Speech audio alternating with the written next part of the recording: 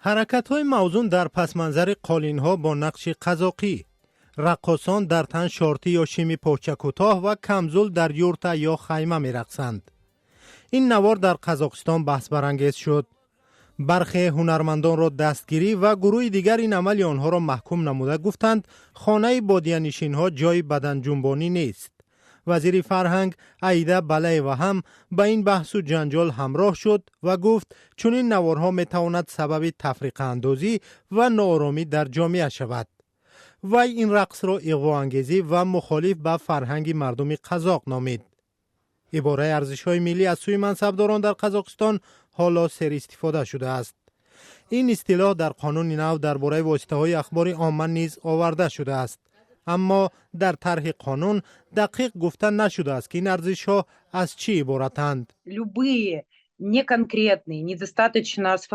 هر مفهوم ناروشن و نافهمو در قانون میتواند از سوی مقامات دولتی به شکل دیگر تفسیر و سوء استفاده شود و طبیعی است که آن به محدودسازی آزادی بیان و نقض حقوق آدمان میرساند.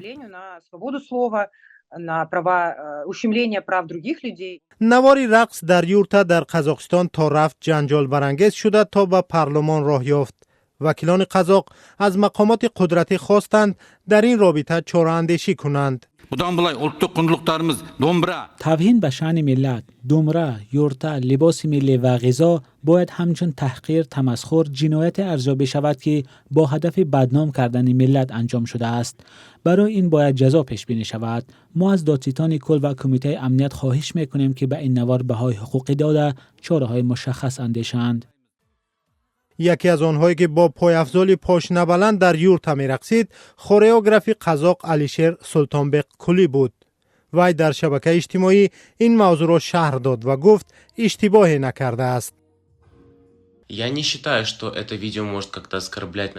من فکر نمی کنم که این نوار تحقیر به سنت‌های ما باشد. ایجادکاری همین است. با فکر من درک آدمان ایجادکار برای مردم عادی مشکل است. ایجادکاران دنیای تماما دیگر دارند. آنجا همه چی به شکل دیگر است. حامی حقوق دیانا اوکریمووا با انتقاد از معرکه مبارزه برای به اصطلاح ارزش‌های عنعنوی میگوید مقامداران قزاق برای حل مشکلات مهمتر جامعه چنین تلاش نمی‌کنند. ما می‌بینیم که سالهای زیاد جامعه ما خشونت نسبت به زنان و کودکان را تحمل می‌کند. ما به فساد عادت کردیم. با کدام سبب این را ما چون نقض ارزش‌های عمومی انسانی قبول نمی‌کنیم. ولی در عین زمان موضوع‌های مثل ارزش‌های عنعنوی حالا خیلی مهم شدند.